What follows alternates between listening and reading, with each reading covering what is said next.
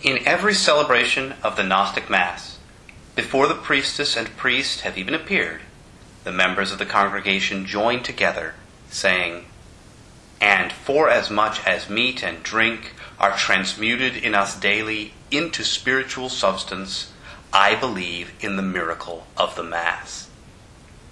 Certainly, this statement will bear close inspection.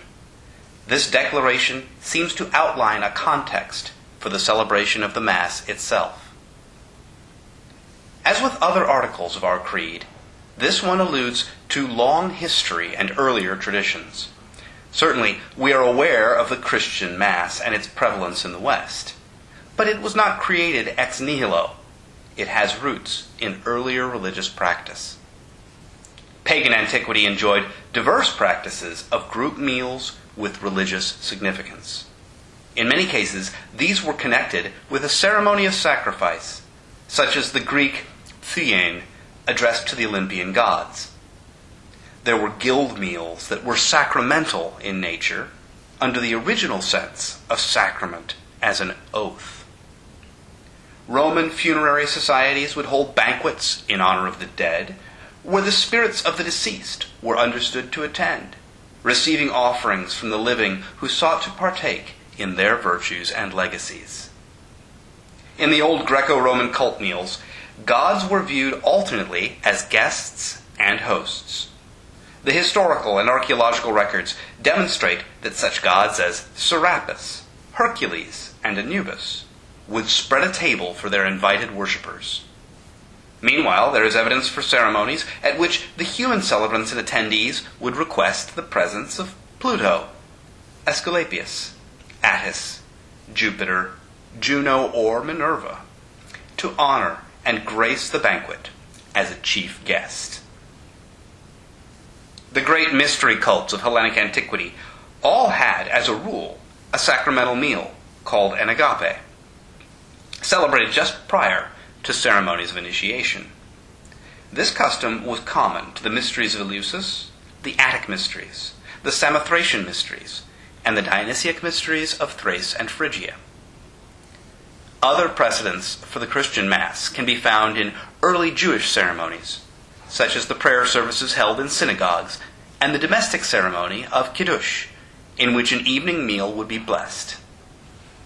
Some scholars have concluded that the earliest Christians met in the form of a kavara, a Jewish convivial society gathering weekly with religious intent. The seemingly earliest records of the Christian custom that would later be characterized as the Mass or Eucharist are in Paul's first epistle to the Corinthians, where he instructs his correspondents regarding the Lord's Supper.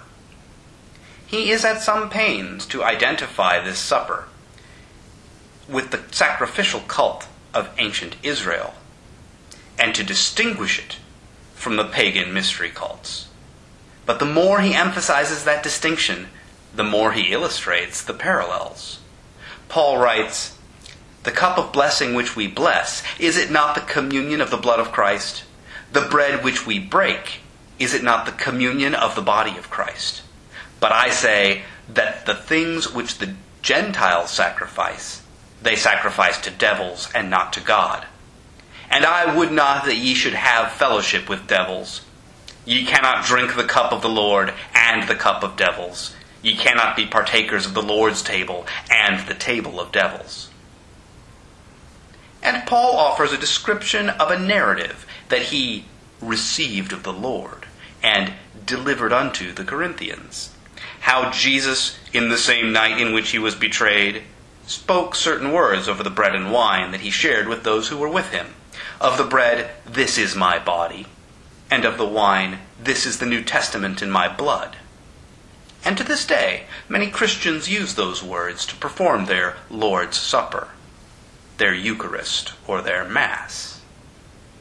Many textual critics of the Bible have concluded that this institution narrative setting forth a ritual is a late interpolation into the first letter to the Corinthians. There are 4 other similar narratives in the Christian Bible, and the earliest and most basic version seems to be that of the Gospel of Mark, where, as in all of them, Jesus speaks of the bread, "This is my body," and of the cup, This is my blood. Biblical scholar Robert Price sums up the situation. The whole thing must have begun as, or been directly derived from, a liturgical text. For Jesus, clearly the celebrant, to offer the elements of bread and wine, and to present each with an interpretive word, this is, clearly bespeaks liturgy. We must suppose Mark derived the words of institution from his own church's liturgy, descended originally from a mystery rite like that of Osiris.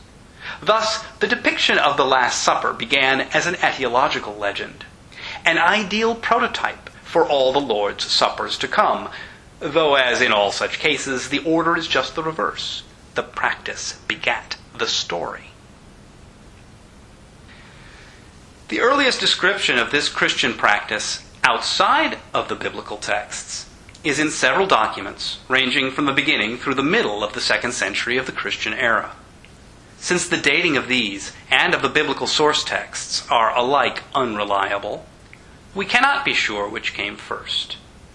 But in the anonymous Didache, there is a ritual order for a ceremony of the Eucharist, which is lacking the formulae, "This is my body," and "This is my blood." In the Apology of Justin Martyr, there is a ritual that is explained as having been based on gospel texts, to wit, that Jesus took bread, gave thanks, and said, "This do ye in remembrance of me, this is my body."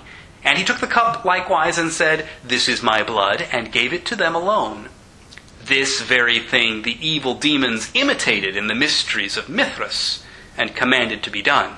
For as you know, or can discover, bread and a cup of water are set out in the rites of initiation with the repetition of certain words. When Ignatius wrote his epistle to the Smyrnians in about 112, he used the terms Eucharist and agape interchangeably. Eventually, however, these became distinct in Christian custom. The agape, or love feast, was an evening banquet, and the Eucharist, or thank offering, was a morning ceremony. We cannot be sure about other distinctions between the two, since the Council of Carthage in the early 5th century officially suppressed the agape, leaving only the Eucharist. The use of the word Mass to refer to the Eucharist is a product of the Roman Rite and its liturgy. Conservative scholars tend to agree on the origin of the word. It comes from the Latin missa, with the meaning dismissal. Originally used to describe ceremonies held just before the Eucharist, at the end of which, that is, just prior to the Eucharist, those not permitted to partake of the sacrament would be dismissed, with the words, "Ite missa est," or "Go away, this is the dismissal." Eventually, the term came to be applied to the entire service, but it was not in general use as a synonym for the Eucharist until the 6th century of the Christian era.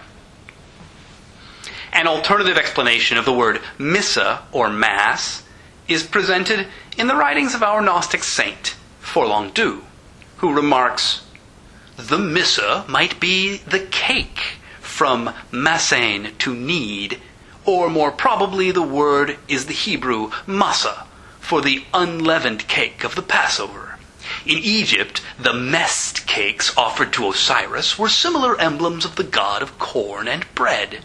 They were also offered to Mithra with the sacred Homa drink. The Mass, in fact, is a mass of paste."